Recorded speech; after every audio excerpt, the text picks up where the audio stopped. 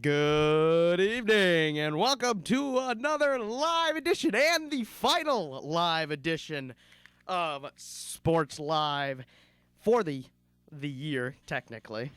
But my name and the host is Zach Huntley with my co-host again. Tyler Meyer. One more time for 2015, baby. I guess so, huh? I guess so. Whoa, it's like you're not even happy or anything. I'm not. You never are happy. We got to go on a break? Well, I'd like to go home for 3 weeks. We don't have to. I would love to go home for 3 weeks. I got to get surgery. What are you having surgery? I have you never did tell oral me. surgery. Wisdom teeth. Wisdom teeth, yeah. I'm not too much of a fan right now. But you got to do it. You got to Okay. do it. You got to do what you got to do. Got to do what you got to do. So this evening for our last show, what do we got on tap, Mr. Meyer? Well, the MLB is heating up from 8 to 8:30. We're going to talk about who is going where, and we will update you on the winter meetings from 8:30 to 9. The year is almost up. We will take a look at the second half of 2015 and talk about the big stories. Plus, we look back at the sports people we have lost in the last year. And then from 9 to 10 o'clock, the famous 250 million games we got to pick. Oh, it's not 250 million games. But it's close. But anyway, the end of the fall picks is upon us. Who will come out on top? We already know. We'll be playing Triple H theme song. And you say we're going to play Triple H's theme song come January? Yeah, we will. You're wrong. We're playing Edge's theme song. We will find out when we pick all college football bowl games plus championship game and the rest of the NFL season. You can gladly give us a call if you want to talk about your favorite sports memory of 2015. And once again, I'm going to reiterate, if you're going to call in and you're going to swear, do not even call in. But anyway, phone number is 507-537-6350 to talk any sports and none of the fantasy football mojo with Zach. There is no mojo anymore. We got a phone caller. I'm guessing I know who it is, but we'll find out. Sports Live, who's this? Hey, Zach, did you check out what Austin did last night? Yes, I've seen it like 6,655 times. Never gets old. Tell you that. No, it doesn't. Never gets old. It was a good shot. I still think the section final alley-oop dunk was better. Oh, yeah. But I'm biased on that. Of course, that was our class. Yeah, but it was a great shot. Heck of a shot. That was interesting. No, you just don't know what winning feels like. What? Yeah, you don't. I'm talking to you, Tyler. You don't Why? know what winning feels like. Why don't I know? Because your high school never won anything. Oh, baloney. We won all the time. As he shakes his head. I won it for us in wrestling, one match. A dual meet for the conference finals to send our team to state. But, Thank you, still, Lucas. You're still there, aren't you? Yeah, I am. Hey. We got a weird... Just listening to you roast Tyler right now. Oh, yeah, he's, I don't know, he likes to ramble quite a bit. We got a weird noise right now in the background. I don't know what it is. I don't know. Don't tell me. You can't hear anyway, so. Oh, I can hear it. Everything's off, so. I don't know. Anything else you want to talk about, Lucas? I'm going to wait till we get to the MLB stuff. All right. Oh, the good old Cubs. Making some good moves. Yeah, we'll get into that here in a little bit. All right. All right, thanks for calling, Lucas. Yep, bye. Bye. Figured he might call, but, yeah, so, Major League Baseball. Never dies, does it? No, it doesn't. It never dies. It just kind of seems like it, keeps going. And it never dies. Sometimes I wish it stops for a little bit, but, it never does. But the last time we talked Major League Baseball, any news was when Byung-Ho Park signed with the Twins. So there have been lots and lots of stuff since then, starting with good old Jabba Chamberlain. You remember Jabba Chamberlain, don't you? Mm-hmm. Guess where he's going? something famous happened. When he was pitching at the place where he's going now, and it was the bug game, I call it, the bug game. New York? No, well, he was in New York. Cleveland. When he had it was in I believe it was the ALCS. He's going the to ALDS. Cleveland? Yeah, he's going to Cleveland, signed a minor league contract with the Cleveland Indians. And last time he played, I think, or last time something big happened in Cleveland, he was filled with bugs during the playoffs. So, yeah, Jabba Chamberlain going to the Cleveland Indians. Chris Young going from the Yankees to the Red Sox, signing a 2-year contract with Boston. So that adds another outfielder for Boston. They could use some outfielders. I mean, they got a lot of outfielders, but they're all young and inexperienced outfielders. A trade that happened, this is all just at the beginning of the month here in December. Mark Trumbo traded from the Seattle Mariners to the Baltimore Orioles. Helps him with some power. What are you doing? I'm trying to find baseball stuff. Oh, I have it all right here. I thought you just had stuff written. No. It's like you're not even paying attention to me. So Trumbo getting traded from Seattle to Baltimore. Remember, Seattle traded for Trumbo earlier last year at the trade deadline, and then they now traded him to Baltimore. Good pickup for Baltimore. Yeah, it doesn't sound like they're gonna re-sign if they don't get Davis. Chris Davis back, that could be helpful. He's a guy that can produce 35 and 100. Yeah, easily. Could. And especially at that ballpark. Baltimore is a hitter's ballpark. Dude, if J.J. Hardy can hit 25. No, yeah, that's true. If J.J. Hardy can do anything. But, let's see here. Looking through well-known guys and anything other than that. Well, otherwise, we're not even going to talk because there's a lot of non-known guys that signed too. Ben Zobrist. Well, we'll get to that. We're still at the beginning of December. Nori Aoki is now playing for his third team in 3 years. First was in Kansas City, and then he signed with San Francisco last offseason. This offseason, he decided to sign a 1-year deal with a vesting mutual option for 2017 to the Seattle Mariners. Yeah, so another Japanese guy going to Seattle. Seems like the hot commodity for Japanese players. Huh? We'll fit in with Ichi. Ichi's not there. Hasn't been there for like 6 years. No, I know, but he'll fit in with the background. Oh, yeah. He was hurt last year quite a bit, but yeah. And then next one, of course, we talked a little bit about the $218 million contract for David Price to Boston for 7 years. So Boston got their pitcher. Going ahead,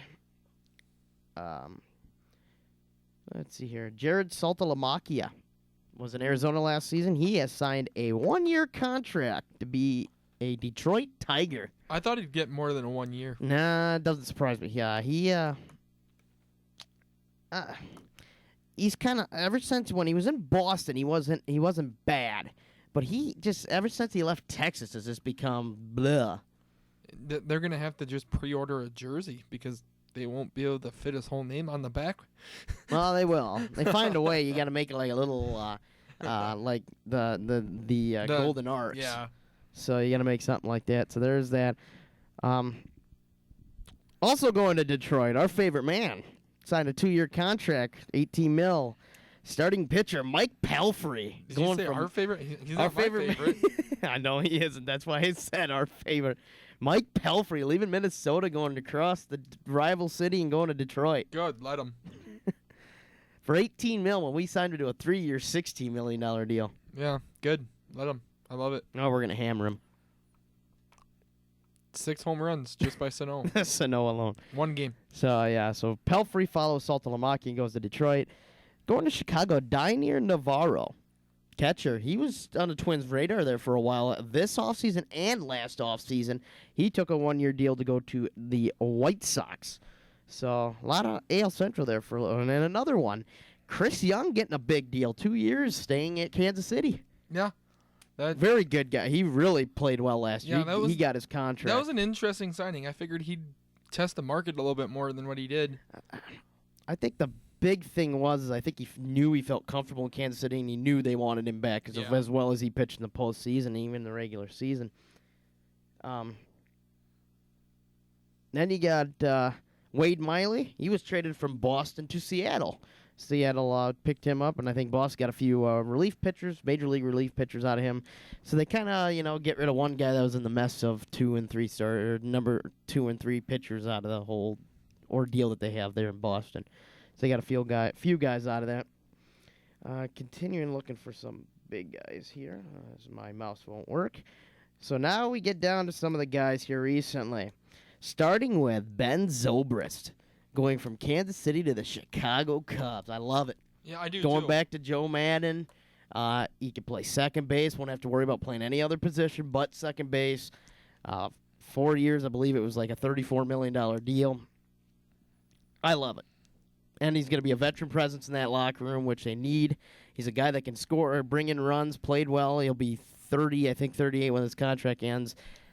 I'd love the deal. Mhm. It's going to be, instead of having a whole lineup of guys that, could only hit home runs, now they got a guy that can bring runs in that they needed for the postseason last And year. speed. And speed. He still has that speed, so as Zobrist signing that deal. And I figured, the Cubs would be big on that market. I didn't think the Mets, I didn't think they'd pay enough for Yeah, him. they said the Mets did try, but they figured the relationship with him and Madden that they weren't going to be able to match it. And then you had, I think Washington was on that. Didn't seem like any good there.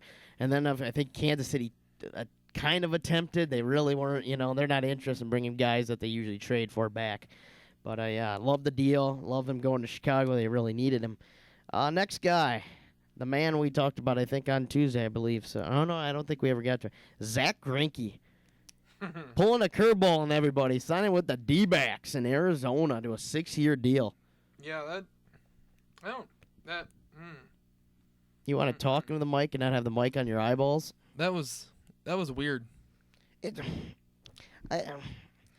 The thing is, you never heard anything about that. All you heard was the Dodgers and the Giants going after it, and it was a bidding war between those two, and he was going to pick between those two. And then all of a sudden, my phone rings. It says Arizona. Yeah. I was like, wow. They did offer Johnny Cueto, though, 6 years. I think it was 136. Yeah. And he declined that right away, which to me, I think he made the biggest mistake in his life. Yep. Because I would have jumped on that in a heartbeat because he knew that was going to be the ceiling. Because now look what he's going to do. Now he's waiting after two guys that just signed 200 plus and one guy signing just under 200. Yeah, your market's going down. Yeah. So, I can't believe. but I like Arizona though. That's a place to go to. Number one, yeah, it's a hitter's ballpark. But the A's just traded Brett Lowry to the Yep. White Sox. I just So the saw White that. Sox getting a third baseman. But as you can see, AL Central doing a lot of damage. I wonder what I can't even think of the team. But you think about Greinke in Arizona. Now they got a legitimate ace on that staff. They did just trade for.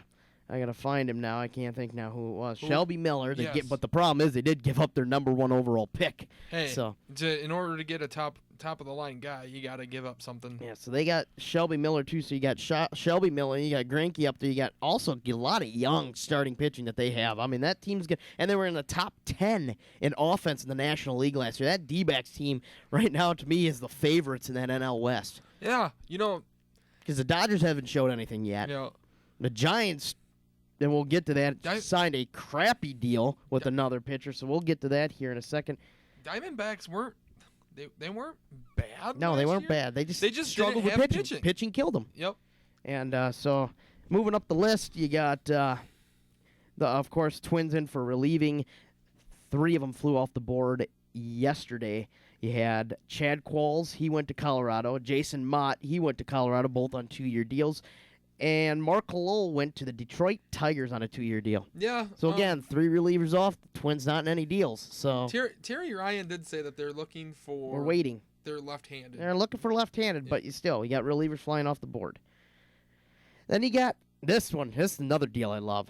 John Lackey, a 2-year contract to the Cubs. I love it. I love John Lackey, and he's going to fit perfectly in that system. Yes, he will. That is pretty. You look at, you're going to have Arrieta, Lester, and Lackey. Now, remember, Lester and Lackey in Boston during that World Series run, those two were 1-2. They were the two big guys in that run. I mean, I like Lackey. I like Lackey in Chicago. I love it. I love the deal. I love it too. And I love what Theo Espin's doing. He knows what he's doing. He And that's does. why that Cubs team easily turned around. Going on here, the trade that happened also yesterday, John Jay getting traded from St. Louis to San Diego for Jed Geikro and some cash. Geikro, I like Geikro. He can be played all over the place for St. Louis. That's a good deal. John Jay, hasn't, what can I say, hasn't pushed through. I mean, he hasn't really shown a full-out potential Yeah. that we thought he would have, but he's young yet, and he's going to a San Diego place that, is starting to dump contracts there, so they do need a left fielder or a center fielder, so they got that with Will Myers probably going to be playing first for most of the year. You got the Cubs right after they signed Zobrist. They traded Starlin Castro from the Cubs to the Yankees for Adam Warren and a player to be announced or a player to be named later. Like the move. Castro, I think, was just out of place there in Chicago. He kind of just he never had his potential. His potential never came. I mean, last year you saw a little bit of it. But to me, he was just out of place. Wasn't really a shortstop. They moved him to second, played better, but he's just kind of a little bit of a head case, as I could put it to it. Sports Live, who's this? Yeah, I like the Castro trade. Yeah, he no longer needed to be there, and I knew as soon as I saw Zobrist went there, you knew Castro was gone within a matter of a day or so. I think I got tired of. I got tired of Castro after the 2011 or 2012 season. They don't need his 100 errors a season anymore. Yeah, his errors and his hitting potential just never really came like they thought it would when they first got him. Plus, I don't think he got along with Madden or a lot of other players well either. He always seemed very arrogant. Yeah, he was one of those guys that you knew was out after last year. He kind of struggled at short, and they kind of switched there, and he played a little bit better, but just wasn't anything. But I think Zobrist is better, even though he's older, and the veteran presence is really going to help that team. Yeah, so far I'd grade the Cubs off-season an A and the White Sox an F. I have no idea what the Sox are doing. Well, they did just trade for Brett Lowry, so they do have a third baseman now. And they're trying to dump LaRoche. I know I heard that. They dumped Samardzija, too. Yeah, who knows what they're doing. No, Samardzija was a free agent, so yeah, they didn't have him anymore. Who cares about the White Sox? We all hate the White Sox. We all hate the White Sox. We don't like the White Sox. And I'll have to agree with you there. I give Chicago easily an A right now. And as long as Epson doesn't make any dumb moves, I think they're going to be pretty good for next year. Definitely, they're gonna be. Yeah, it's gonna be another fun year for the North Side next year. I can't wait. Me either. All right. Thanks again for All right. calling, Lucas. Yep. All right. Yep. Bye. Figured he'd call about that. He's waiting for that to happen. So, then I'm going up the list, as I said. But you look at it. Next one I hear on here that I said was the worst contract was the 5-year contract that the Giants gave Jeff Samardzija. I hated it. I think that was dumb out of the Giants. Yeah. Samardzija really hasn't been in it. Yeah, he was good with the Cubs there for a while. And then he gets traded to Oakland. Doesn't pitch really well there. Goes to Chicago, his hometown, and doesn't pitch well at all there. I don't know what this guy has and to sign $90 million. I mean, Yeah. I know the Giants are mad because they lost out on all these pitchers already, but you don't panic and go sign someone like this. You could find plenty of other guys out there that you could have got. You could have went and got Scott Kazmir for a cheap shot. But yeah, I didn't like that. But we'll see how time goes on that one. Moving on here, Neil Walker. Knew he was going to be gone. They're talking about that. The Pittsburgh Pirates trade at Neil Walker to the New York Mets for John Neese. So the Mets get rid of one of those pitchers. That's an interesting trade, but that's going to help them too. But yeah, it's kind of an interesting ordeal out of that. I mean, I didn't know if they'd get rid of their starting pitching, but I had a feeling they might have would get rid of a few guys, but I wasn't too sure if they would have. But I mean, what do you think about that? Yeah. I do like the addition of Walker. That's gonna help them out with losing. They're gonna lose Daniel Murphy, but Which I think they don't really care because he really didn't help them in the playoffs besides the first round. yeah, he was just a He had that big was kinda first one of series. those- He had those big first series, and then he did nothing in the World yeah. Series. He was kind of like that, like the late boomer that he really wasn't the greatest during the regular season, but he came on strong late. Yeah. And that's what helped them. But yeah, and Neil Walker, he'll put up the numbers all year round. So Yeah. and the Pirates have been to the playoffs, so he's gonna have that little experience and whatnot. So that's gonna help them. I really wasn't a real big fan of Jonathan Neese though. So He wasn't bad. He wasn't great, but he wasn't bad.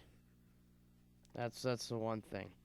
But going on here, a couple more, or actually one more.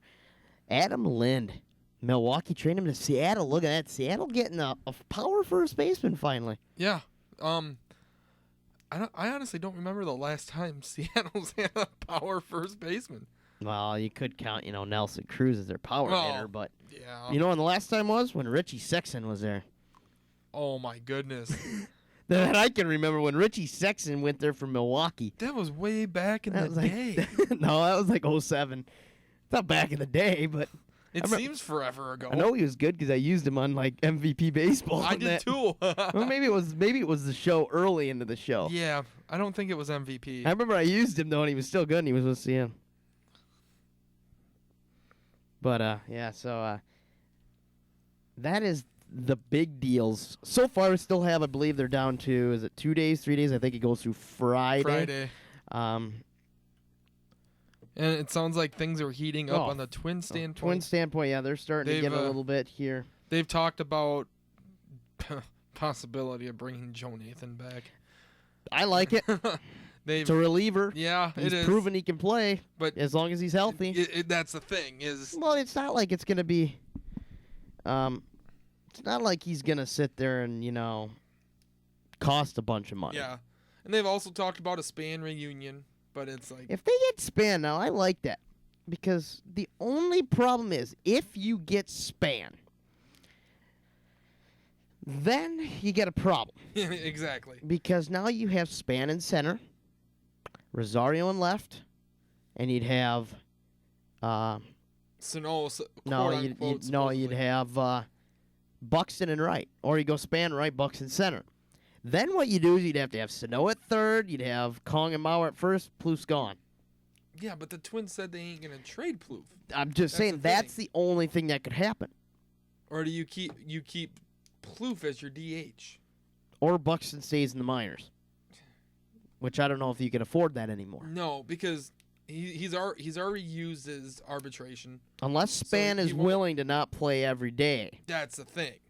That's the thing.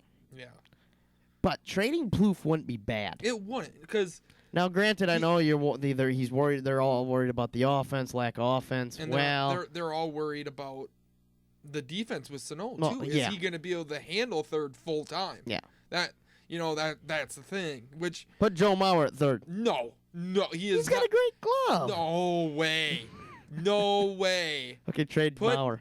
I'd say you can't. He's got a no trade. I know he doesn't. The only thing is, no one would want him And anyway. so. yeah, the contract is what's screwing us, and his no trade. We can't unload on him unless we release him, and then we're out. Whatever million. Out a lot of money. Yeah. But I'm just gonna check here on rumors, see what kind of swirling on the Twitter side of it, and just see. Looks like Asdrubal Cabrera is gonna be going to the Mets. There's a finalizing deal there, so it looks like Cabrera to the Mets. Interesting. They do have a shortstop. They do have a second baseman. Or no, and that must be their. No, they got Walker, so I don't know where. 2 years with a team option. It looks. Yep, and then we said Lowry to the White Sox. That's for sure.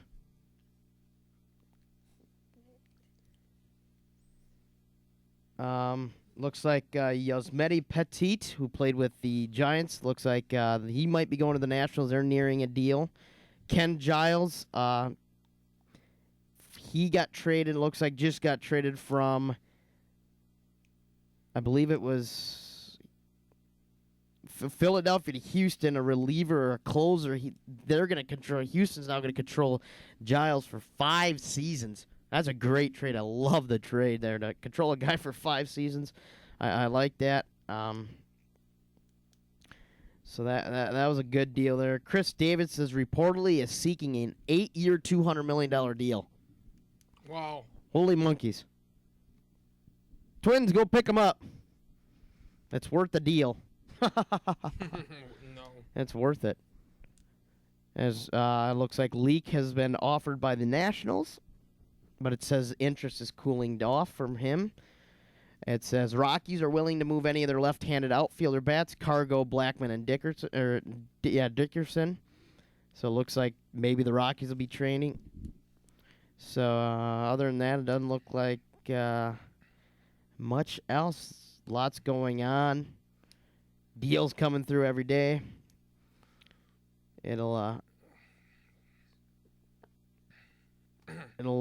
It's looking interesting.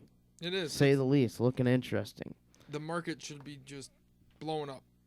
Yeah, it's going to be blowing up here. I would expect the next 2-3 days, a lot of deals. So we're going to wrap it up there on Major League Baseball. Continue. Hot Stove is going to be continuing all week. You're going to go watch. If you want to know any news, you can check out MLB Network. They're all on every day for several hours. They'll be keeping up. Otherwise, when we get back from break and start the new year, we'll be talking that. Well, we'll be talking a lot of stuff, but baseball, we'll be talking all the rest of the Hot Stove that has happened, and hopefully the Twins make a few moves by the time we get back. We're hoping, but we're gonna take a break. We're gonna take a break, or take a song break quick, take a break, and then we'll be back and do part 2 of our 2015 recap and talk about the ones we have lost in this year of 2015. So you've been listening to Sports Live on Mustang Radio. If you're looking to get in shape or even find for a place to just stay active, then the Fitness Center is the place for you. Our SMSU Fitness Center is free to all enrolled SMSU students, and for a small fee, faculty can utilize the facility too. Make sure to bring your student ID in with you to show the worker at the front desk. The Fitness Center is open every day of the week. You heard me, every day. Their hours start at 6:30 a.m. Monday through Friday for all the early birds, and close to 10 p.m. Monday through Thursday for the night owls. Weekend hours include 9 a.m. to 2 p.m. on Sunday or Saturday, and 12 p.m. to 10 p.m. on Sunday, with a variety of workout equipment from treadmills and ellipticals, dumbbells, and strength machines. You can easily find some things that just your speed. The Fitness Center is equipped with 3 large TVs, so you don't have to skip out on your favorite shows. So what are you waiting for? Head over to RA 124 to get your workout on today. On your feet, Mustang fans! There are several men's and women's sports teams here on the campus at Southwest Minnesota State University. The Mustang Maniacs is a student spirit group and booster club to lend support to Mustang athletics. At SMSU, our mission is to create the most exciting and intimidating atmosphere. At our home on the campus of SMSU, we strive to make SMSU the toughest place to play in the Northern Sun Intercollegiate Conference and one of the toughest arenas in the NCAA Division II. So if you like to dress up for games and support the sports teams at SMSU, make sure you get there and check out the Mustang Maniacs. Find the Mustang Maniacs group on Facebook and follow them on Twitter at Mustang Maniacs 1. Go Mustangs! And now your weather here. And now your weather here with me, Zach Cullen, today instead of Tyler. I decided I'll take over. So, we're at least for this hour. Weather right now here in Marshall, it is 45 degrees, feels like 41. Cloudy sky, looks like a chance at a little bit of rain, not much, very little if any. Maybe a few showers, no big deal. Nothing to worry about. Going into tomorrow, it'll be partly cloudy skies and windy with a high of 49 and a low of 29. For Friday, AM clouds and PM sunshine with a high of 40 and a low of 31. For Saturday, cloudy skies with a high of 36 and a low of 31. For Sunday, rain and snow showers, the high of 36, low of 27. There's talk of maybe a big system. They don't know yet, so we'll see on that. Other than that, looking at a long short-term forecast, looks like highs are going to finally go downhill like they usually do in December, except I don't like that because I don't like the cold. I like the nice weather. Yeah, I don't know why I'm living in Minnesota then, but, I've lived here for 20 years, so might as well continue. But we are going to we're going to start with the deaths. Tyler's a little busy right now. We're kind of having some difficulties right now, but we'll talk about the second half here after. We're going to go through the deaths in sports and guys that we have lost this last season. So as long as I can find some music here, put into the background. All right.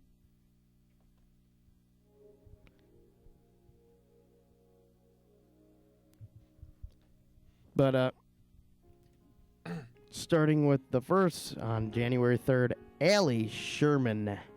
Allie Sherman coached the New York Giants from 1961 through 1969, leading them to 3 division titles. He was 91.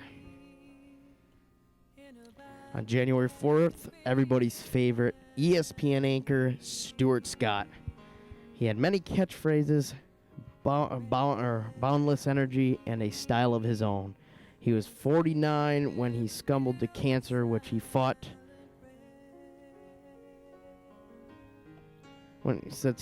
since 2007.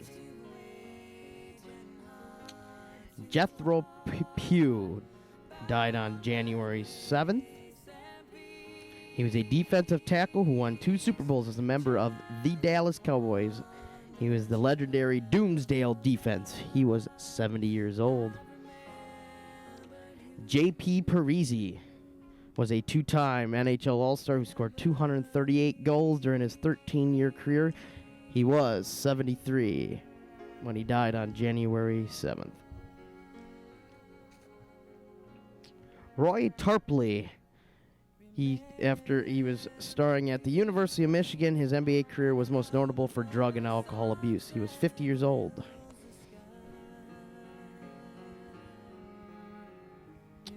January 20th, the Major League Baseball lost Mr. Cub, Ernie Banks, who played shortstop and first base for 19 seasons, all with the Cubs.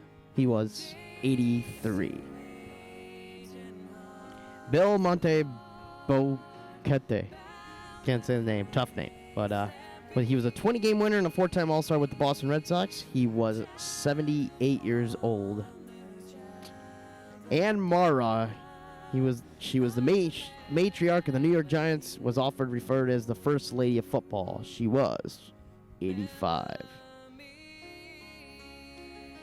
Frank Borgi was a legendary U.S. soccer goalie. Played on the 1950 U.S. World Cup team that defeated England. He was 89.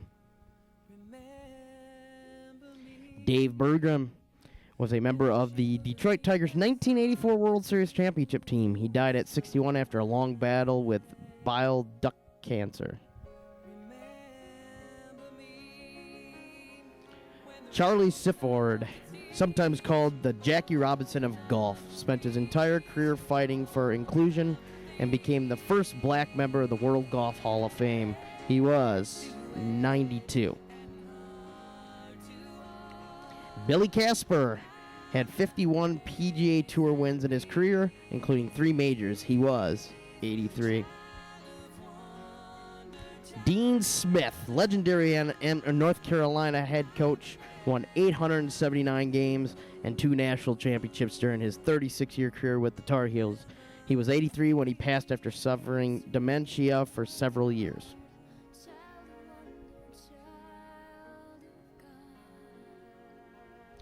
Ed Subble, he was the NFL Films founder, revolutionized sports broadcasting and helped transform pro football from an up-and-coming sport to must-watch theater. He was 98. Jerry Tarkian, Hall of Fame coach, built basketball dynasty at UNLV, and he was also known for his decades-long battle with the NCAA. He was 84 years old. Steve Montador played for 6 teams during his 10-year career as an NHL defenseman. He retired from hockey in 2013 due to the effects of a concussion. He was 35. Jerome Kersey, who played 17 years in the NBA, died at the age of 52 while under front office employment of the Blazers. The Oregon State medical examiner said a blood clot had traveled from Kersey's left calf to his left lung, causing pulmonary thromboembolism. Kersey also had minor knee surgery the previous week, but it wasn't immediately determined if that caused the clot. Earl Lloyd was a basketball pioneer and was the first black player to appear in an NBA game, nicknamed the Big Cat. Lloyd was inducted into the Naismith Memorial Basketball Hall of Fame in 2003. He was 86. Anthony Mason played 13 NBA seasons with 6 different teams. He was a fan favorite in New York, where he helped lead the Knicks to the 1993-94 NBA Finals. Mason was diagnosed with congestive heart failure early in February and had multiple surgeries. He was 48. Alex Johnson played 13 Major League seasons with 8 different clubs. He won the American League batting title in 1970, hitting .328, just 0.003 percentage points ahead of Carl Yastrzemski. I can never say his name. Yastrzemski of the Boston Red Sox. Johnson was 72. Minnie Mazzaro, who hit 2 home runs in his first, hit a 2-run home run in his first at-bat in 1951 with the Chicago White Sox, was Major League Baseball's first black player in Chicago. A native of Cuba, Minso became baseball's first black Latino star, appearing in 7 All-Star games. There is some question about his age, but the White Sox say Minso was 92. Christian Welp, a 7-foot native of Germany, played basketball at the University of Washington in the mid-1980s. He remains the Huskies' all-time leading scorer. Following a brief NBA career, Welp won 9 European championships. He was 51. Camille Muffet. She was a French swimmer, was a 3-time medalist at the 2012 Olympics, including a gold in the 400-meter freestyle. She was killed in a helicopter crash while filming a reality TV show in Argentina. She was 25. Al Rosen, the 1953 American League MVP, played his entire big league career with the Cleveland Indians. Following his playing career, Rosen became a successful front office executive. He was 91. Jack Haley won an NBA championship with the 1995-96 Chicago Bulls, which won a league record 72 games. He was 51.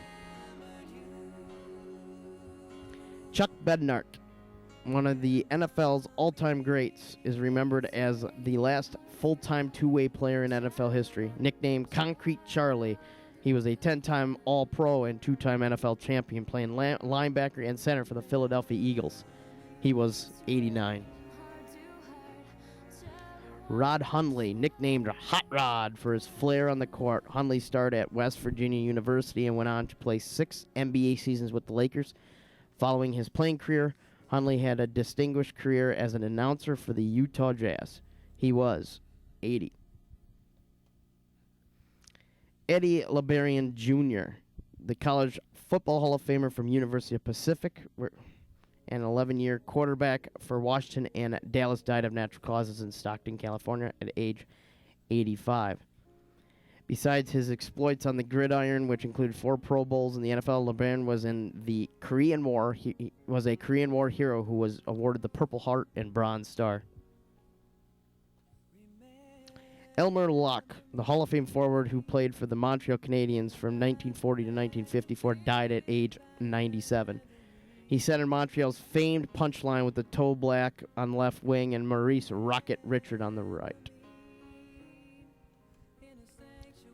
Lauren Hill inspired many of her desire to play for Mount St. Joseph's women's basketball team while fighting an improbable brain tumor. She was 19. Bill Guthridge, who has succeeded Dean Smith as head basketball coach at the University of North Carolina, died at 77. He spent 3 decades as an assistant to Smith, winning 2 national championships. During his tenure as head coach from 1997 to 2000, Guthridge went 80-28 and led the Tar Heels to 2 Final Four appearances. Bob St. Clair, who was a 5-time Pro Bowler who played all 11 of his seasons with his hometown San Francisco 49ers, was 84. Marcel Ponovich was inducted into the Hockey Hall of Fame in 1979 following a 20-year playing career with the Detroit and Toronto. He was considered one of the greatest defensemen of his era. He won 4 Stanley Cups with the Red Wings and 1 with the Maple Leafs. He was 84. Calvin Peete won 12 PGA Tour events and was ranked as high as number 10 in the world golf ranking. Before Tiger Woods came along, Peete was the most successful African-American golfer ever. He was 71. Garo Yopimian was Miami Dolphins kicker who plays in a game against Pittsburgh. He died on May 15th of cancer. He was 70. Dean Porter, the renowned American free climber and base jumper who set speed climbing records in Yosemite, died there during a wingsuit flight. He was 43. Marquise Haynes, the legendary Harlem Globetrotter showman, often called the greatest dribbler in basketball history, died of natural causes. He was 89. Walter Byers was the NCAA's first executive director. He is credited with building the organization into the juggernaut it is today, as well as coining the term student athlete. He was 93. Doris Hart, who won each Grand Slam tournament at least once, and once won 3 Wimbledon titles in a single day, was 89.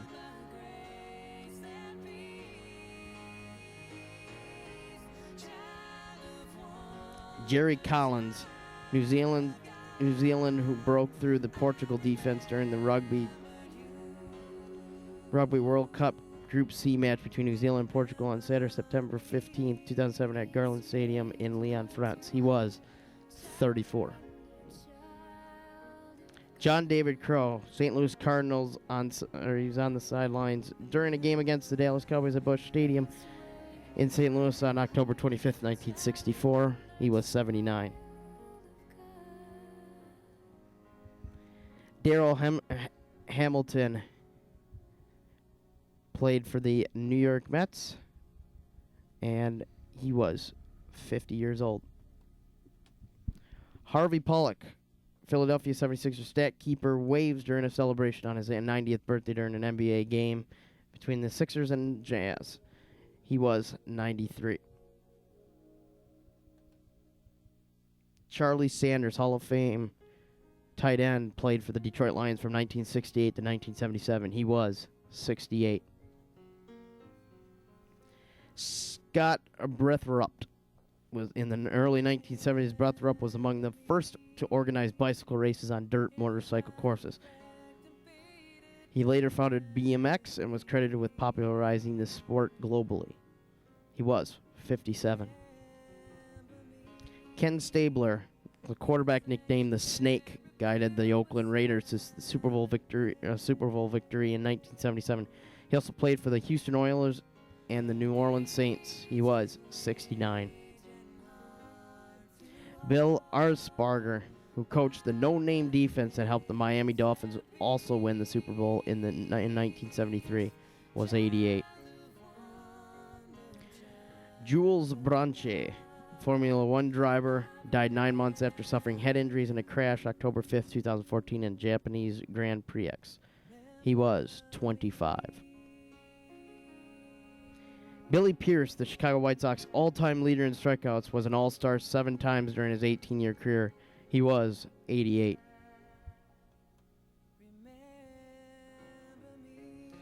Mel Farr, the Detroit Lions running back who rushed for more than 3,000 yards in 7 NFL seasons. He was 70. Louise Suggs, an LPGA founder and among the best women to ever play with 61 wins and 11 majors, died. She was 91. Frank Gifford, a versatile star in both offense and defense in an era when the NFL players were starting to specialize. Frank Gifford went on to succeed a successful second career as a broadcaster on Monday Night Football. The Pro Football Hall of Famer was 84. Buddy Baker, a former Daytona 500 winner and NASCAR Hall of Fame nominee, died after a brief battle with lung cancer. Baker was 74.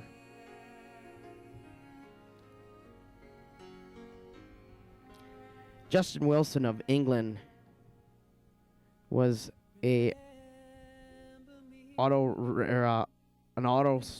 racer in IndyCar series, died at 37. Daryl Dawkins, whose backboard-shattering dunks earned him the moniker Chocolate Thunder and helped him pave the way for breakaway rims, was 58. Al Arbor coached the New York Islanders to 4 consecutive Stanley Cups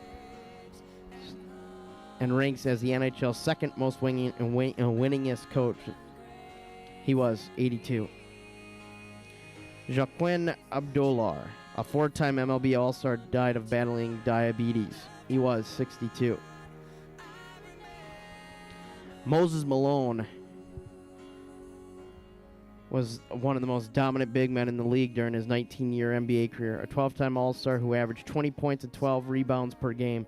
Malone was inducted into the Basketball Hall of Fame in 2001. He died in his sleep at the age of 60.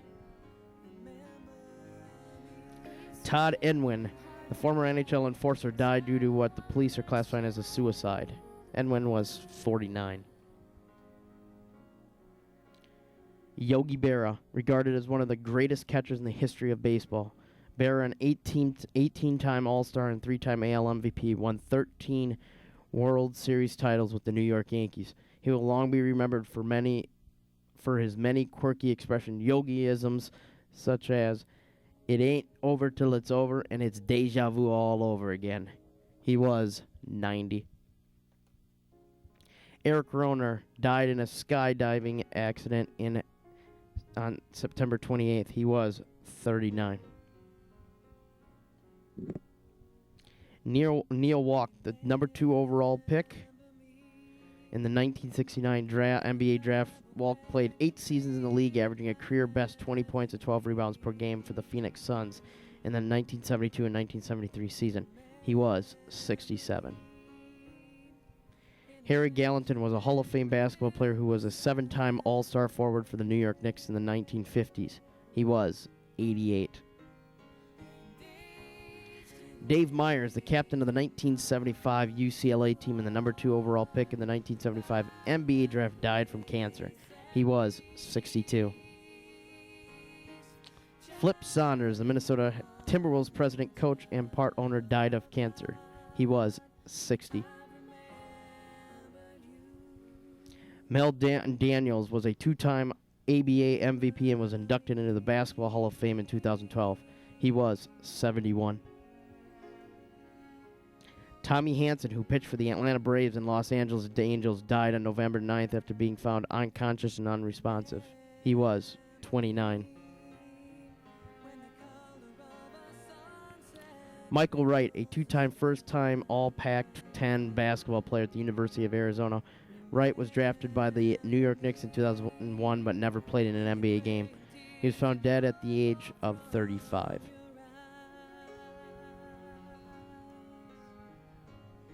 Melvin Whitfield, a record-setting middle-distance runner who won 3 Olympic gold medals in 1948 and 1952 and later spent many years as a U.S. Foreign Service officer and sports ambassador in Africa and elsewhere around the world, died November 19th at a Veterans Hospice facility in Washington. He was 91.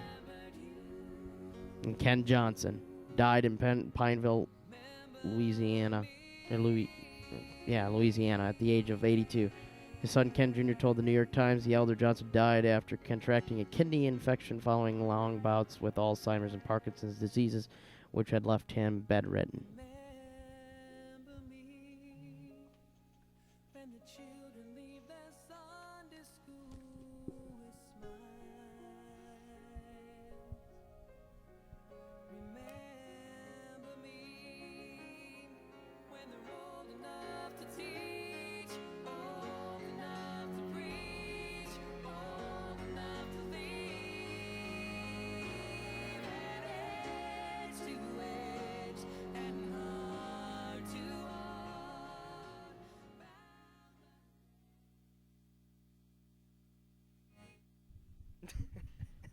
You okay back there? Yeah. Doesn't look like it. A long list. Long list of people. Unfortunately, we didn't make it to our part 2.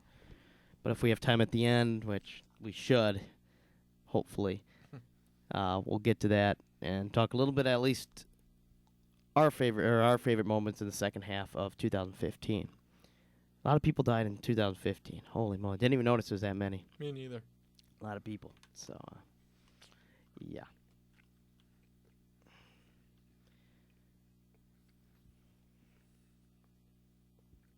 But out of those, Flip Saunders really pulls a string. Well, yeah, we talked a lot about Flip Saunders We about did. a month and a half ago. So it was, yeah. It's just like sucking on candy or eating candy. I can hear you through the mic. Yep. All right. But, it's time.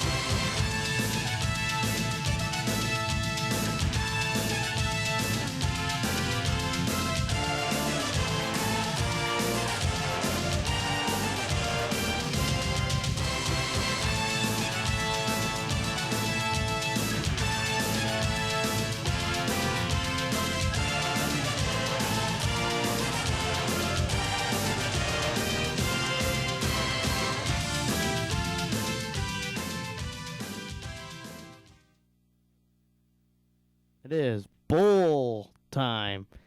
It's pick'em time. It's the last pick'em time for the fall, and we have 106 games to do. 106? 106 college? games. No, not colleges. 40 college bowl games, but 106 total we have to do. 106. You ready for this? You said I accidentally unplugged the headset. You said 106 just bowl games? No, not 106 bowl games. 106 total. Oh, It's only 40 bowl games. so between Only College yeah, and NFL? college and every week after this bowl game. Yeah. even like pro? Yeah, Oh. including pro, yeah. Okay. Yeah, 40 bowl games though. So right now, as I finish this up, so we're ready to go, and we need to take our break. Otherwise, we. You know what I think we should do for the NFL segment? No, we're gonna do it. Huh? I thought about some things too, but I figured this would be more fun than what I was thinking. No, I was thinking do the picks too, but base our 8 picks for the playoff, or 6, whatever it is, and per NFC, AFC, No, we're not and gonna then do it. each round is worth a certain amount of points for each. Oh, seed you get playoffs? in. Yeah.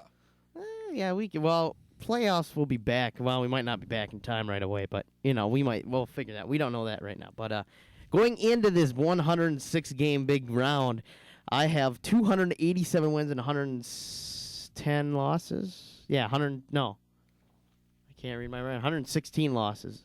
118. No, try to think here. Yeah, 27. don't cheat me out of any points. 117, excuse me. 187 and 17, and you are 280 and 127. No, can't be that way. 120, excuse me. I'm like looking. I couldn't realize I changed that So one what to a are you, 2. one- So 127? 187 and 120, and you're 280 and 127. I'm 280 still. 280, and I have 287 wins. So 7 games different. It's 7 games different. So I'm expecting out of these 109 games or whatever, or 106 games. How many? I don't remember. I counted so many. I'm expecting at least 50. 60. I think it's 60, but we don't know. We're going to start out with an interesting bowl game. I've never seen one of these bowl games, but it's happening, I guess. The Celebration Bowl Oh, man. between two Division I AA schools. Alcorn State, which is 9-3, versus North Carolina A&T. No, A&T, not AT&T. A&T. They are also 9-2. And let's see if there's any line. I didn't see if I saw a line because my iPad never gives any lines. I'm just going to use the iPad. Can't tell you. Well, actually, I'm going to use the iPad. I just got to find.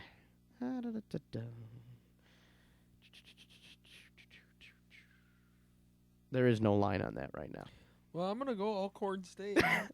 You know who Elkhorn State is? Nope. Nope. Well, I don't even know how to write this. AST, I guess. I guess I'll go Elkhorn State. I don't even know who to win. I couldn't tell you. One's lost 3 times and one lost twice. I'm going North Carolina A&T. Okay. I don't know. One. That one's pretty much a, I don't know what you call that one. That's like, who knows who's going to win that one because we don't know any of the 2 teams. But, yeah, that's fun bowl to start with. Next bowl we got is San Jose State. They are 5-7 against Georgia State at 6-6. San Jose State is a 3-point favorite. Georgia State. Going Georgia State. Well, there's one team I like because I tend to use them for some reason on NCAA football when I play in the Xbox. I don't know why, but I do when I pick a low team. San Jose State. I like San Jose State. Okay. Even though they're 5-7, I like San Jose State. I don't know why, but I do. Next game we have on tap is the Gildian, New Mexico Bowl. Pretty much nobody moving. You have the 6-6 Arizona Wildcats taking on 7-5 New Mexico. Arizona 9-point favorites. Arizona. Yeah, I'm going Arizona. No brainer there.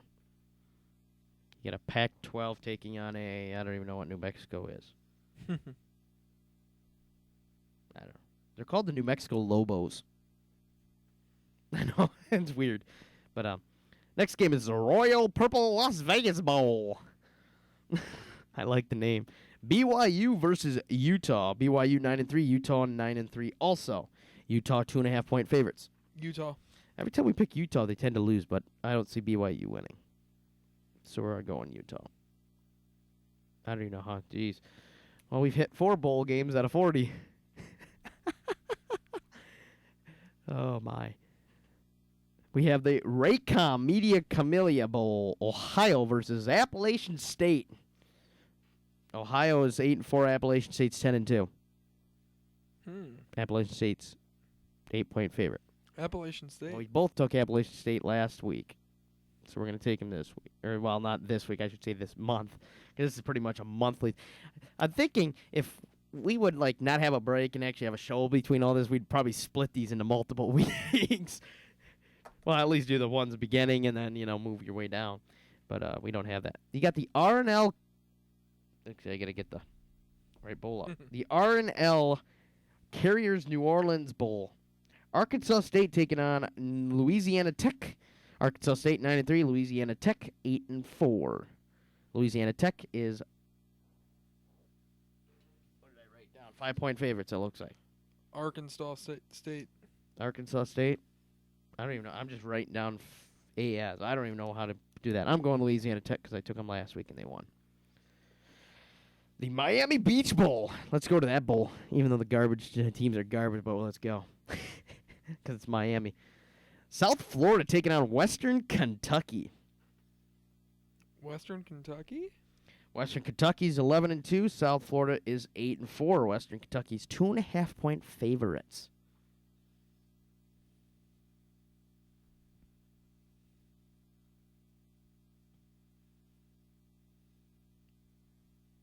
Yes. Oh, who are you going with? What were the? I said it. If you were listening. Did you? I thought you were. I know you said Western Kentucky, but I didn't know if you were like questioning Western Kentucky. Oh, no. Okay, Western so Kentucky. Western. Okay, so we're both going Western Kentucky. Well, I'm like sitting there like, you're questioning me. I said, yeah, it's Western I heard Kentucky. quiet, and then I looked. Oh. Okay. We got your favorite bowl, the famous Idaho Potato Bowl. Yes. I know you like that. Famous Idaho Potato Bowl. Akron, Ohio versus Utah State. Akron, the Zips are 7-5, and the Aggies are 6-6. Utah State. Utah State is 6.5-point favorites. Utah State. We're going both Utah State. The Marmet Boca Raton Bowl.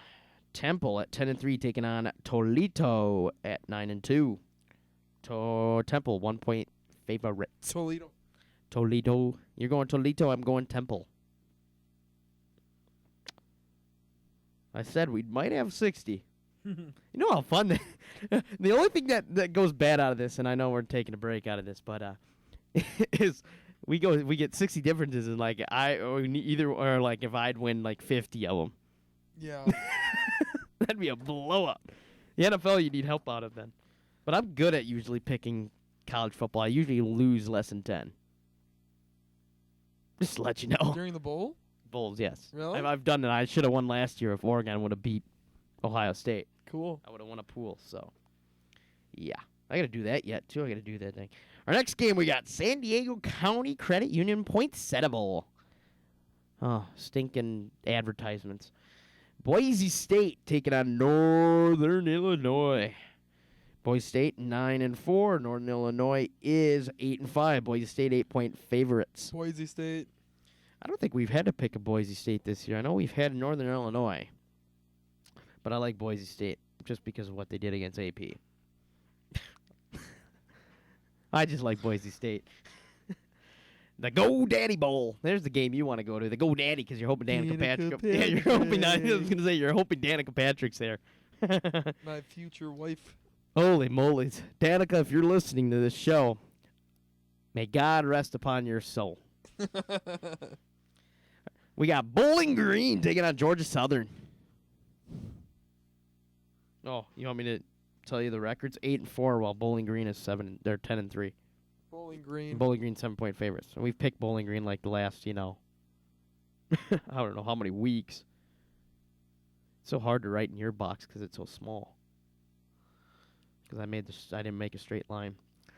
We have the Popeyes Bahamas Bowl. You have, I gotta look now. Oh, there it is. 7-5, Middle Tennessee taking on 7-5 Western Michigan. Western Michigan is 3-point favorite. Michigan. Yeah, it sounds good to me. So I can tell you right now, I know nothing about either one of the teams. The Hawaii Bowl. Let's go to Hawaii. Let's do it. Let's go to Hawaii. Let's go to this Hawaii Bowl. You got 10-3 San Diego State taking on 7-5 the Cincinnati Bearcats. Cincinnati 1.5-point favorites. Cincinnati. We're on to Cincinnati. We're on to Cincinnati. We're on to Cincinnati. We're on to Cincinnati. I love that. You got Cincinnati. Let me write that down. I don't know who I want to take. I got to look at stat-wise. Yeah, we'll go with Cincinnati. Because if San Diego State gets down, it's not looking good. The St. Petersburg Bowl. You know where that's played at? Florida. Or what stadium? Just think. St. Petersburg. Just think. Tampa? Yes. Which team in Tampa? The Rays. Yes, you are correct. You do know that. Good. That'd be a fun place to play.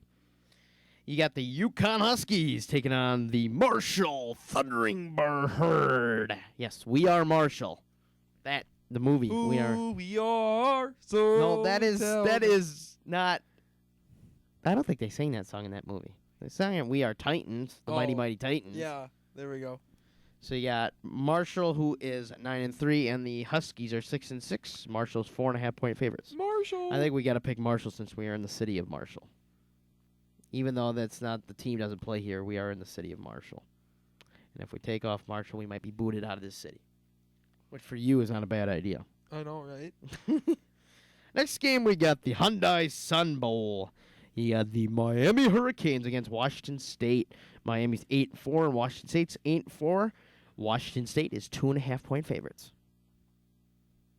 Washington State. Washington State. Gotta look at the stats. Yeah, we're going Washington State. Because I hate the Hurricanes.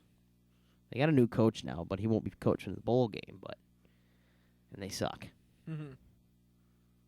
That's just Miami in my case. Next game, we got the Zaxby, and I think I'm saying that with an X, Zaxby's Heart of Dallas Bowl. Guess where that one's played at? Dallas Stadium. No, it actually isn't. Oh, it It's isn't? Cotton Bowl. Oh. Washington Huskies taking on Southern Mississippi State and Brett Favre. At 9-4, Southern Miss. Washington is 6-6. Washington's 8.5-point favorites. You gotta understand, one's in a big conference and the other one isn't. Southern Miss. You're going Brett. I am. You just love Brett Favre so much. I'm going Washington. Brett Favre's not playing, so I'm taking Washington. Here's a good bowl. Finally a decent game at least. Well, maybe. Sort of. Basketball would be. The New Era Pinstripe Bowl played at Yankee Stadium. You got the Indiana Hoosiers at 6-6 taking on the Duke Blue Devils. Indiana 2-point favorites. Indiana. Yeah, you're right. Indiana. Stats look good. And it's a Big Ten school. Our next game, if this thing keeps going, is the Camping World Independence Bowl. You got Tulsa at 6-6 versus the Virginia Tech Hokies at 6-6. Virginia Tech 13.5-point favorites. Virginia Tech. Yeah, sounds good to me. Virginia Tech it is. The Foster Farms Bowl played at the crappy Levi Stadium. Very crappy. Would you agree with me? Crappy. Or at least the field conditions. The place is nice. Yes. Field conditions are crappy. You got UCLA Bruins at 8-4 taking on the 5-7 Nebraska Cornhuskers. UCLA 6.5-point favorites. UCLA. Yeah. Nebraska got in at 5-7. Yeah, they got in at 5-7 also. Wow. They're not gonna win that game. Next game we got. When you got Pitt taking on at 8-4 taking on Navy, who is 21st ranked, but they are 9-2. Probably will be 10-2 after Saturday's game. That is a 4.5-point favorite for Navy.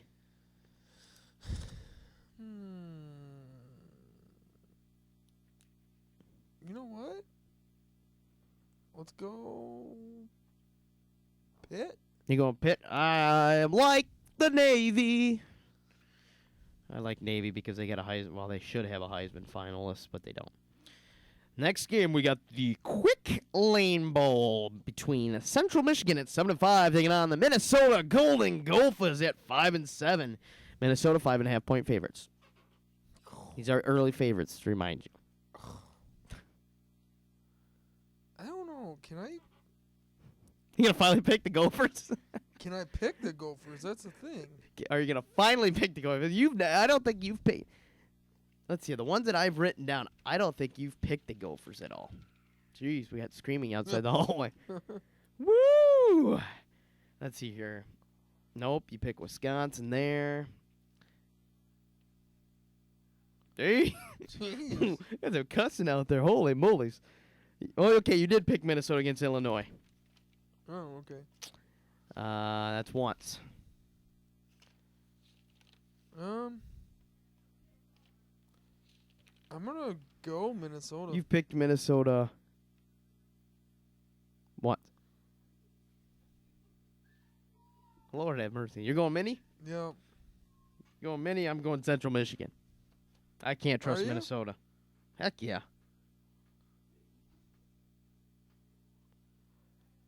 Holy moly's. Okay, hopefully I fly by. But I'm taking... No, I'm not taking... I'm taking Central Michigan. Why? Because Minnesota's been terrible. That's why.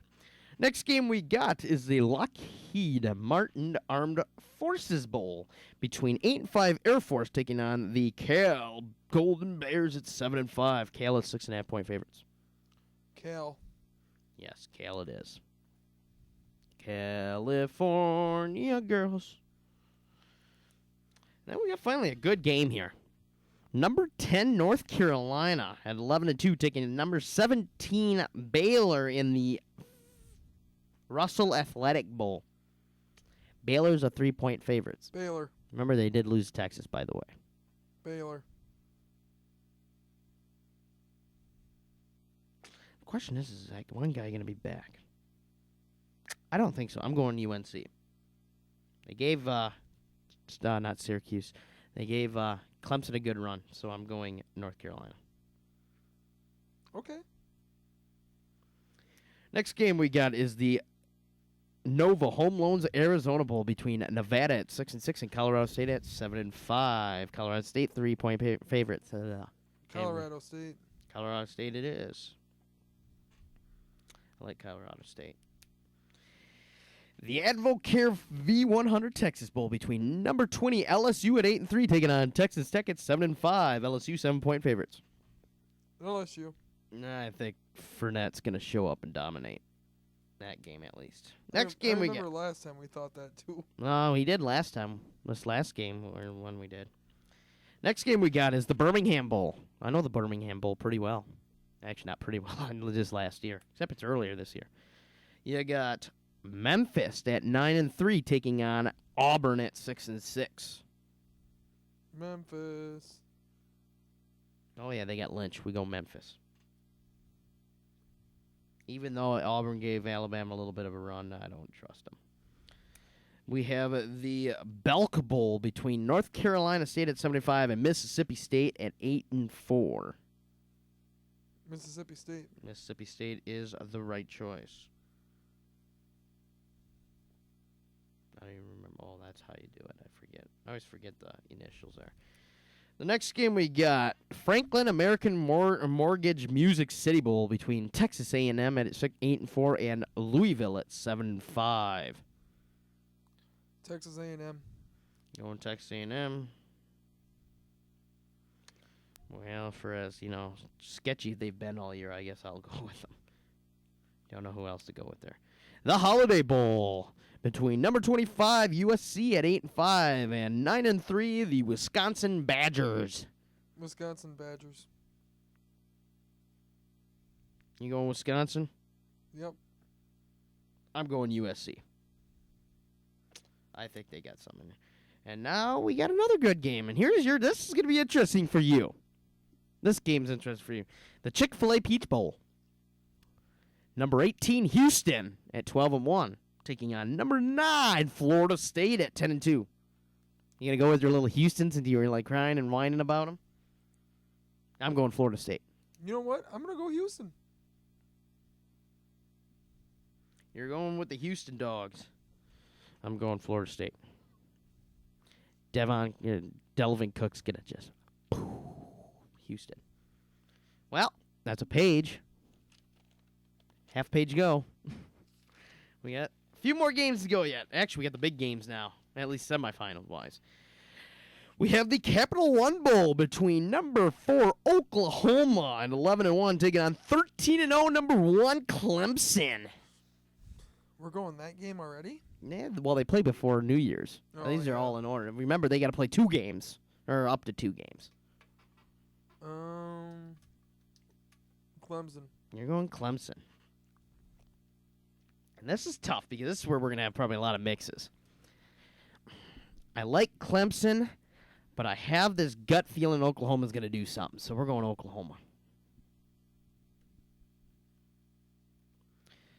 Next game we got the Goodyear Cotton Bowl between number 3 Michigan State at 12 and 1 taking on number 2 Alabama at 12 and 1.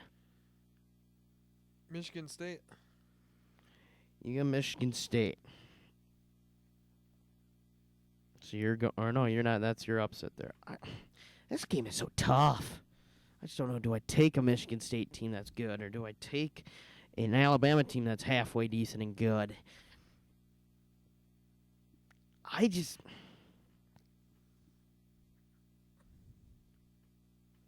don't know. Last year I picked Alabama to win, and they lost in the semifinals. That's my problem. They lost in the semifinals last time I took them. I just don't know. I literally don't know. Looking at the stats-wise, Michigan State looks good in quarterback. Alabama looks good in the running game. Florida stuck around. We're going Michigan State. Because Florida stuck around. That's right. Oops, wrong game. Got to come back to that one. Next game, we got the Outback Bowl between number 13 Northwestern at 10-2 taking on number 23 Tennessee at 8-4. Who was the first team? Northwestern. We're gonna go Tennessee. You going 10? Tennessee. 10 IC.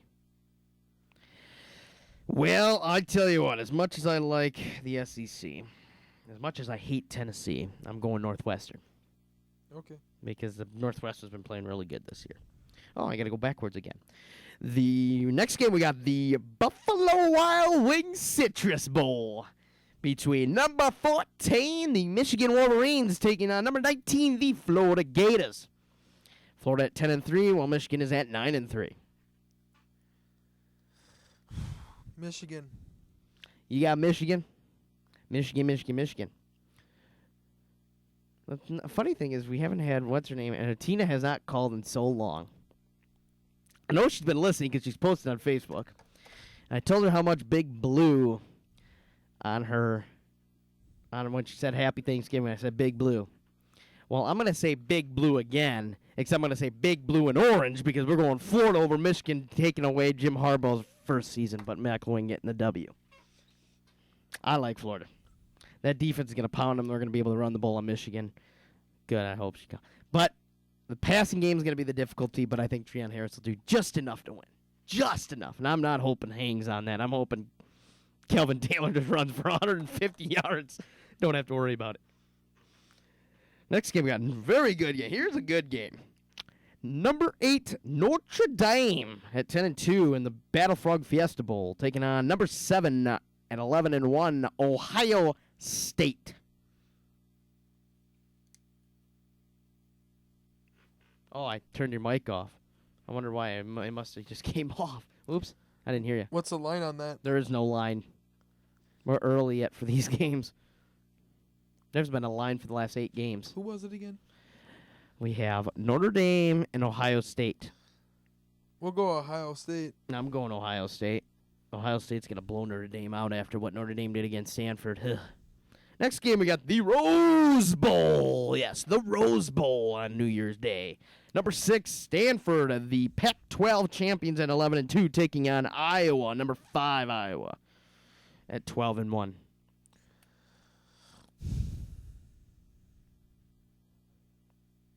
You know what? Who you got? It's a tough game. I'm going to go Iowa. You're going Iowa. They're going to right the ship. See, I like Iowa in this game because of the way they played against Michigan State, but I like Stanford. I like them both. Go close to homegrown. Go Iowa. But Tiger's a Stanford guy.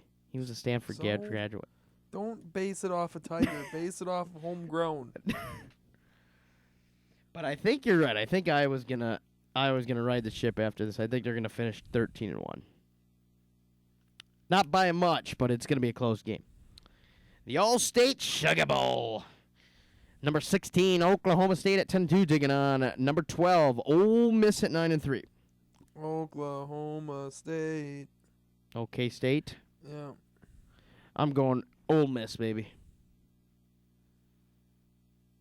Because Ole Miss has been good this year. They upset at Alabama, by the way, this year. Granted, Florida beat them by like 26. Next game, we got the Tax Slayer Bowl between 7-5 Penn State versus 9-3 Georgia. And the battle of who knows between the two. Georgia. I'm going Penn State. What? Yeah, why? You need your life checked. You know how bad Georgia's been this year? So? Yeah. They got killed by Florida. Killed, I'm telling you. I'm going Penn State. And I'm a Florida fan, so I hate Georgia. Hate, and I mean hate's not even a big enough word. I can't say it on live radio. We got the AutoZone Liberty Bowl between Kansas State and Arkansas. Kansas State 6-6, Arkansas 7-5. Arkansas State? I said Arkansas and Kansas State. Oh, Arkansas. Okay, I'm going Arkansas too. We have the Valero Alamo Bowl between number 15 Oregon at 9-3 taking on TCU number 11 at 10-2. TCU. Yeah, TCU's going to have all their weapons back. And one last game to predict. The national championship game. For you, Tyler, the winner of Clemson versus Michigan State. Who you got? You got Clemson going undefeated. You got Michigan State riding some kind of miracle run to win it all. We'll go Clemson. You're going Clemson, so you're doing chalk pretty much. Almost chalk. I have Oklahoma, Michigan State. I will be going Oklahoma. I have a feel Oklahoma's going to do something. So, as we have like 12 seconds before break, but I'm going to... Anyways, we're going to go... We have just an NCAA. We have 1, 2, 3, 4, 5, 6, 7, 8,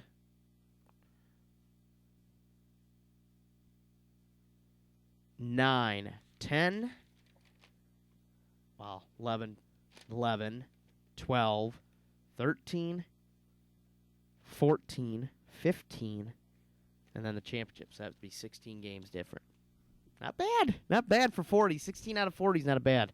But that'll do it for the big NCAA picks. Coming up, we got 1, 2, 3, 4. 4 weeks of NFL to pick. The last 4 weeks of regular season, so this will be interesting. You've been listening to Mustang Radio, or you've been listening to Sports Live on Mustang Radio, excuse me. We'll be back in a few minutes after break. Are you stressed out over school, work, or just plain drama? Head on over to the Mustang Zone. Located in the Upper Student Center of the Southwest Minnesota State University campus, the Mustang Zone has cheap movies and game rentals, low-priced candy, and comfy couches to watch TV. The Mustang Zone also has pool tables and table tennis that students can rent for hours. The Mustang Zone uses cash and Mustang money, no flex, so stop on by and have a good time at the SMSU Mustang Zone. Do you want to host a radio show?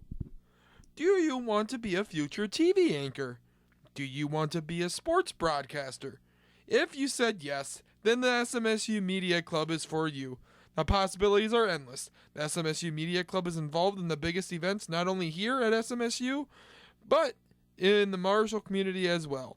The Media Club covers the homecoming parade, SMSU sporting events, and daily radio shows. The SMSU Media Club meets every other Wednesday in BA 166. For more information, email the SMSU Media staff at smsu.media@gmail.com. Come be part of something special. And now for your weather with the wannabe meteorologist that is not good at it whatsoever, Tyler Meyer. And it is currently 48 degrees. Looks like it's going to be a low of 38. Tomorrow, 49 for the high, 30 for the low. Friday, 40, 31 for the low. Saturday, 37 for the high, 31 for the low. Looks like Sunday, rain, snow mix, 36 for the high and 27 for the low. And Monday, 33 and 24 for the low. And Tuesday, looks like it's supposed to snow. And now...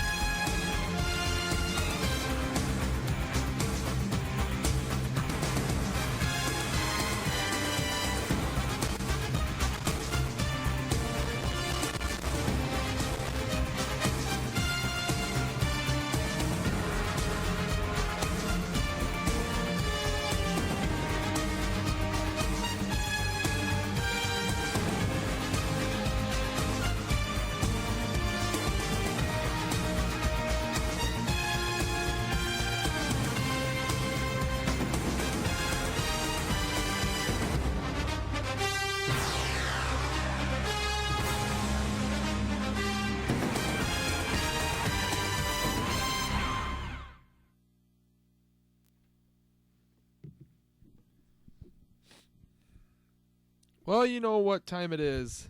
It is pick time for Pick the time final again. 4 weeks of the NFL. Got a lot of NFL picks now to do. And the funny thing about this is we don't get any results right away, so we're just guessing upon our way through. So we're going to start this week, of course, which at least we have over and unders for this, or not over, we got the line for this week. So starting out, of course, Thursday night's game, you got Minnesota traveling down to Arizona. Arizona is 7.5-point favorites. Arizona. I have Arizona, and I'm going to probably give them a 16 this week, too. It's going to be a blowout. 2 pick sixes, and a couple forced fumbles, no points. Going to give me 20 points for fantasy. I'll be rocking into the going. No, okay, I won't get that hard going into the championship, but a good start to my way toward the championship. Hopefully. Wow, I can't believe I just did that. Yeah, you picked Arizona. You want to change? I mean, I No. can change it. Okay, we got Buffalo. So LaShawn McCoy on his way back to Philly, taking on Philly. Buffalo 1.5-point favorites. Now, Buffalo. Philly did beat New England last week Yeah. in New England. Special teams. Well, they still beat them. Buffalo. Buffalo it is. Buffalo it is for everybody. I'm going Buff. Buff Tannen. You know who Buff Tannen is?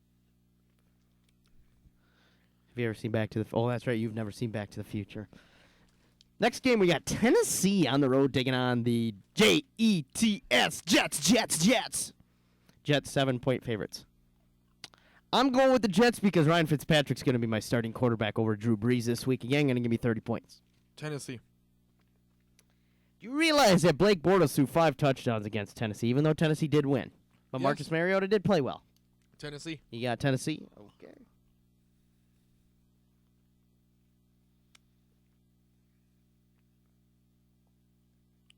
It's a quick delay here. Delay, yeah. All right, next game we got Pittsburgh against Cincinnati. Cincinnati 3-point favorites. Cincy. Cincy it is. I like Cincy. I think Cincy's got a better team right now than Pittsburgh. Indianapolis on the road taking on those Jacksonville Jaguars. It is an even line. You got old man. Jacksonville. I like Jacksonville this week because they are getting Alan Hearns back, and I think I might be starting him. Possibly. Don't know yet. Oh. I'm going to get my pick in there already. San Diego on the road taking on the Kansas City Chiefs. Kansas City 10-point favorites. Alex Smith. You got that right. Kansas City. Washington. The good old Redskins, besides their blow win on on Monday night, taking on Chicago. Chicago 3-point favorites. And you got to remember, Chicago did blow that game against San Francisco. I'm going to go Chicago. You like Chicago? I think it's going to be a high-scoring game. I think Chicago's going to come out. Atlanta taking a nice trip over to you-know-where. Hellville is what I call it. Carolina. Carolina 7-point favorites. Are they going undefeated and staying undefeated? Carolina. Carolina it is. I call that place Hellville because it is Hellville. New Orleans on the road taking on Tampa Bay. Jameis Winston and my man Doug Martin. Tampa Bay 3.5-point favorites. I'm going TB. Tampa Bay. Saints. Drew Brees don't play well on the road. That's why I said put it. So you just think, actually that game probably would be the same anyways if it was in the Metrodome. Maybe not. I doubt it. Detroit on the road taking on St. Louis. What a boring game. St. Louis 1-point favorites. Detroit. I'll take Detroit.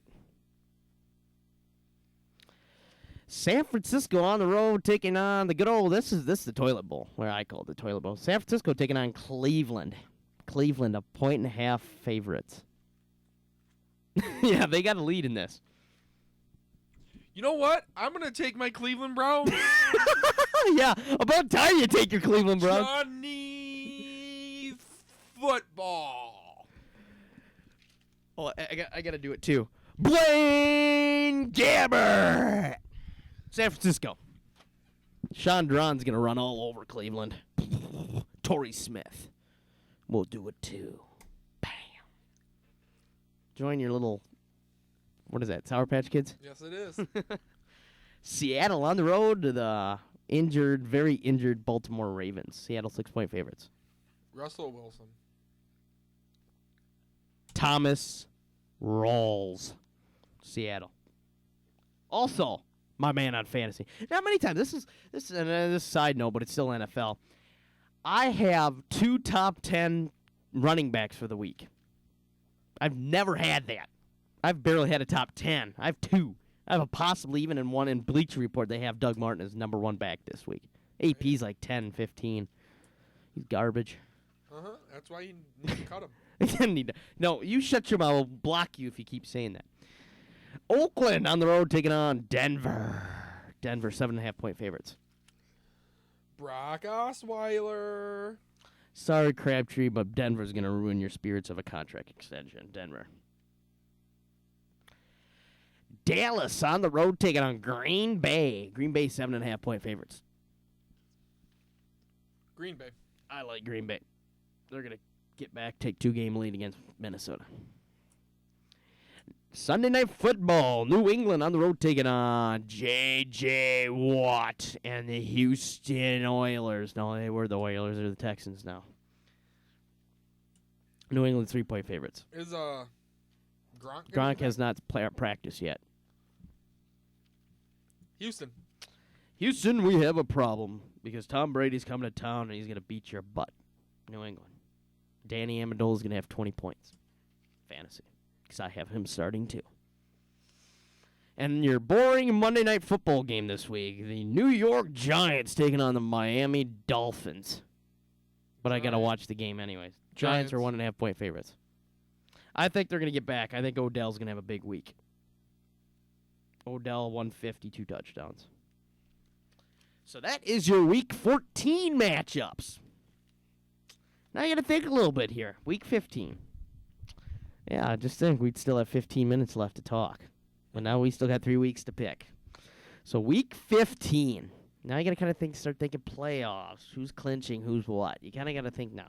You got Thursday night. Wait, Week 15 is next week, isn't it? Yes.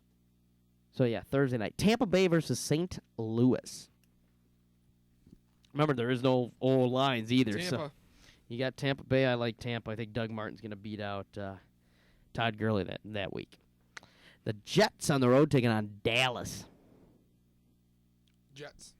I like the Jets in that game, too. If I can spell the Jets. Carolina on the road taking on the G-Man. Carolina. Still going to be undefeated. They will be undefeated after that week. Arizona on the road taking on Philly. Arizona. I like Arizona. Who you taking here? Chicago versus Minnesota. Minnesota. Taking Minnesota? Oh, my gosh, everybody. He's taking Minnesota, folks. Breaking news. Tyler takes Minnesota after trashing them all week. I got Minnesota, too. Atlanta on the road taking on Jacksonville. Very interesting game. Jacksonville. You're going Jacks? I have a feel. I love Jacksonville, don't get me wrong, but I have a feel Matt Ryan's going to actually do something at Atlanta. I hate picking this far Wait, is out. that at Atlanta? That's at Jacksonville. Okay, I'm going Jacksonville. Houston on the road taking on possibly Andrew Luck and the Colts. It might be week 15 or 16. One of the 2 weeks it's supposed to be. You going Colts? Just in case he's back? I'm picking it just because. I don't know. Because if Luck's back, what's the deal? I like Houston. Actually, no, I'm going Indy because I never know what's going on. Tennessee on the road taking on New England. New England. New England will win. As death row back to Roger Goodell continues. Kansas City on the road taking on Baltimore. Kansas City. KC it is. Buffalo on the road to Washington. Yes. Said Baltimore, Buffalo on the road to Washington. Buffalo. I don't know who to take. I like Washington because all they do is win at home. And they stop the run. By the way, just to let you know, there was news today. I did get a little too carried away. Mark Ingram of the Saints was put on IR, Oh, yeah. so he is out for the year. Just to let you know. Cleveland. Oh, here you go. You're going to take your beloved Cleveland this week? Or the week 15? They're on the road going to the 12-man, taking on Seattle. Seattle. Oh, I thought you said Cleveland's going to win the division. I did, but that ain't happening. You don't think they can beat Seattle? No. You don't think Johnny Football can do it? Johnny Football! No, I don't. Seattle. Green Bay on the road taking on Oakland. Ooh. Who's taking on Oakland? Green Bay on the road going to Oakland. Ooh. I'll go Oakland. You're going to Oakland. Which would give Minnesota what? If Minnesota won one game, they'd be down one game. They're going to be still down 2 games, Green Bay. Denver on the road taking on Pittsburgh. Denver? Denver. Osweiler. Pittsburgh. Wow, who knows who's quarterback that week? He, Osweiler. Peyton's done. No, he's starting to throw in that. They ain't so. going to give the job back to Peyton. They said. They said they're it's taking not, it week by week. They're going to be stupid, I'm and just they're saying not. week by week. No, Miami on the road taking on San Diego. that's tough. Miami. You said Denver, didn't you? Yes. Why did I put Pittsburgh? Good Lord, I thought you said Denver, and then all of a sudden I wrote Pittsburgh. Jarvis Landry. You going Miami? Over San Diego? Mm-hmm. All right. Why am I putting it into mine? San Diego's trying to tank. I just don't know about San Diego. I'll go Miami. Cincinnati on the road taking on San Fran. Cincy. This is a fun Monday night game. For once. Oh, it's an decent, interesting one. Detroit on the road taking on New Orleans. I'm going New Orleans. I'm going Saints. Saints. Oh, it's when the Saints go marching in. When Drew Brees throws the ball far. And when he broke Brett Favre in the hand. I'm not going any farther anymore. Down. All right, so that's week 15. On to week 16. Why are you flicking me off? That comment. You did win the game. All right, week 16. Now it gets even interestinger because now we don't know playoff speculations. So you got to kind of think playoffs. San Diego against Oakland on the road. Oakland. Oakland's at home, by the way. Oakland it is. Washington. This is going to be a playoff game. Here's a playoff speculation game. Washington on the road taking on Philly. Washington. Yeah, I don't know about Philly anymore. Washington. Jacksonville on the road taking on New Orleans. New Orleans. I got New Orleans. Indianapolis on the road taking on Miami. Who? Indianapolis Oh. with Andrew Luck most likely taking on Miami. Andrew Luck. I'm saying most likely. It's not for sure, but probably. Indy. New England on the road taking on the Jets. New England. Yeah, that'll be pretty much, yeah. Houston versus Tennessee. Tennessee. I'm going Houston because there's playoff speculation there, so must win. Cleveland, your Cleveland Browns taking on Kansas City on the road. Kansas City. San Francisco on the road taking on Detroit. Detroit. Detroit. I got to go Detroit at home. Because West Coast teams can't travel well. Besides Seattle. The Giants on the road taking on the Minnesota Vikings. Minnesota. I'll take Minnesota. Because they're going to have to keep winning to keep playoff hopes alive. Carolina in Atlanta. Carolina. Chicago versus Tampa Bay in Tampa. Tampa. I think Tampa wins this game, and they're going to be, I think, officially in the wild card spot. They're pretty much in there. Minnesota keeps faltering. Dallas versus Buffalo. Buffalo. Buffalo. Unless, Tony Romo's back, miracle. Did you hear about that, by the way? Yeah, they ain't putting them on. No. The news, they said Romo, they wouldn't be shocked to see Romo come back and not care if he breaks his clavicle again. Huh. That's how much he wants to win. Green Bay on the road taking on Arizona. I got Arizona. I got Arizona too. St. Louis versus Seattle. At Seattle. Seattle. Pittsburgh versus Baltimore. Pitt. Pitt for me, too. Cincy at home taking on Denver. Or on the road taking on Denver, excuse me. Ooh. Good game. I like Cincy. Denver. It's going to be a low-scoring game, so Denver's going to win. Week 17 and the last but not least week 17. The Jets against Buffalo. On the road taking on Buffalo. Jets. I like the Jets. New England versus Miami. New England. You got New England, I take Miami. What? It's week 17. You not get anything. I'll let you know now the picks are official. Tom Brady won't be playing. Let's put it that way. You It'll sure? be Jimmy Garoppolo, yes. You sure? Yes. They Actually, wait a second. I forgot they lost the... Ooh, I forgot about that. Mm-hmm. I got to go New England. No, picks are locked. You I can't changed change it. it. I changed You it. can't, you Change. cheater. Okay, fine. I'll stick with Miami because I think they'll be fine. All right. I think they'll be good. Baltimore versus Cincy.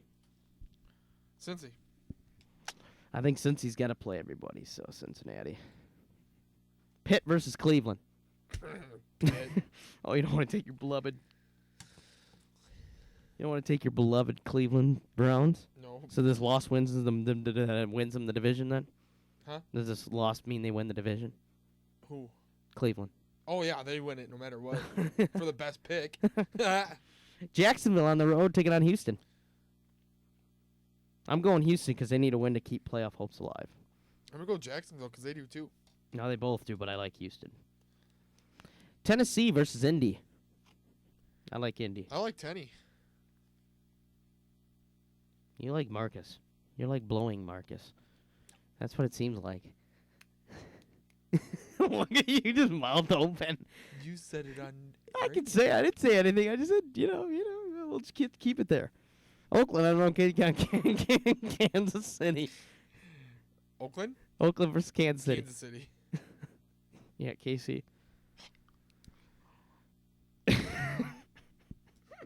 Your mouth was wide. It was like funny. Washington versus Dallas. Ooh. Washington. I like Washington. They need to win. They Unless win. Tony Romo is back. I don't care. Washington wins the division with the W. Philly versus the Giants. Another division game. Giants. I'll take Giants. Detroit against Chicago. My goodness. Why do you have the microphone in your hand instead of this freaking straw? Detroit or Chicago? Chicago. The T-Wolves beat them 123-122. Yes. Yes. Two we worst beat teams in the we nation. beat the Lakers. Who you going, Chicago? Yeah. I'll take Chicago. No, actually, yeah. No. I'll go Detroit. Okay. I don't know why, but I will. Minnesota on the road taking on Green Bay. You know what? And this is probably, if looking at it, will be going down for the division. You know what? Green Bay came in and took it from our home. Oh, he's The going the whole- upset. The whole NFC North has beat the Packers at Lambeau. I'm going Minnesota. Yeah, no. Green Bay wins the division. Minnesota loses out in the wild card by a game. Green Bay. New Orleans on the road versus Atlanta. This is kind of maybe Orleans. by the time this pretty much kisses New Orleans. Oh, I'm going New Orleans, but kisses Atlanta's playoff hopes. Goodbye. Tampa against Carolina. Ooh. Where's that at? Carolina. Carolina. I got Tampa. Because they don't care about the undefeated season that much. Cam's going to take the day off. They don't want anybody hurt. They got the division. They'll have the number one wrapped up. I like Tampa. San Diego versus Denver. Denver's got to keep winning. You pick Carolina, I said I picked Tampa. but if you pick Tampa, why are you doing that? Because Carolina's got the division wrapped Yeah, up. They'll have but the you number don't- one wrapped up. Do you know who Carolina's backup quarterback is? Yeah, Jimmy Clausen. No. Yeah, it is. No. Yeah, it is. No. Who's their backup? University of Alabama Birmingham. The one. Okay, we don't have the The only. time. Hurry up. Joe. Oh, Webb? No, the backup is actually not Webb. The He will backup- play over Clausen. No, Clausen's been. He will. Whoever's there. I'm still going Tampa. San Diego against Denver. Denver. Seattle versus Arizona. In Arizona. Oh, my God. I'm going Seattle in this game. Seattle. And to finish the noon games and all of our picks, St. Louis versus San Francisco. It's a noon game, by the way. There is no Monday night, Oh Sunday my night games like goodness that. This is all gracious. noon games. 7-Up. Flip Oh. a coin. Flip a coin. You might pick. I'm going St. Louis. What, are you trying to find a coin? Well, that didn't work. No. Well, you're in the middle. Well, you figure that out. I'm going to start counting the NFL ones. San Fran. You're going San Fran. We'd be here all That was night. awkward. That was, yeah, right in the middle. So that is all the picks. That's 106 picks we did. And how many differences in the NFL? Let's see here. We have 1, 2, 3,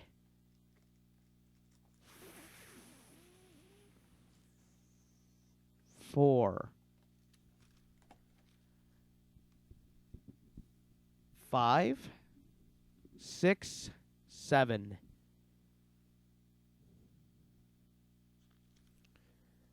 8,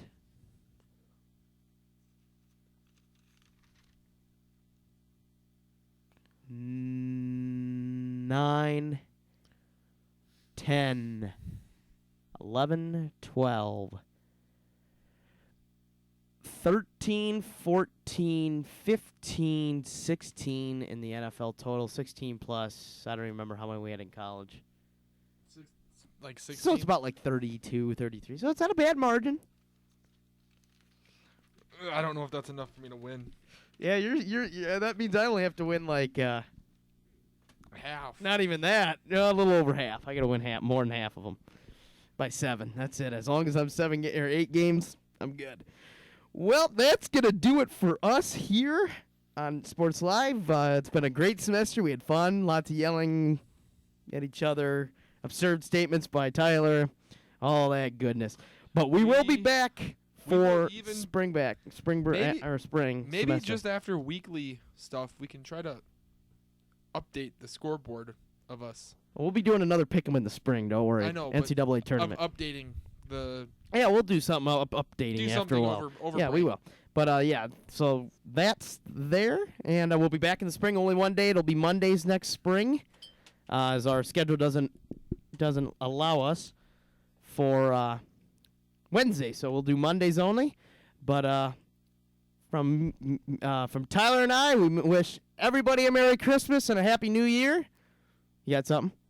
And be prepared for it's time to play the game. All right. I didn't want to hear that. But we wish you all a Merry Christmas and Happy New Year, and we hope to hope for you guys to come back and listen to us again in the spring. So you've been listening to Sports Live for the last time of 2015 on Mustang Radio.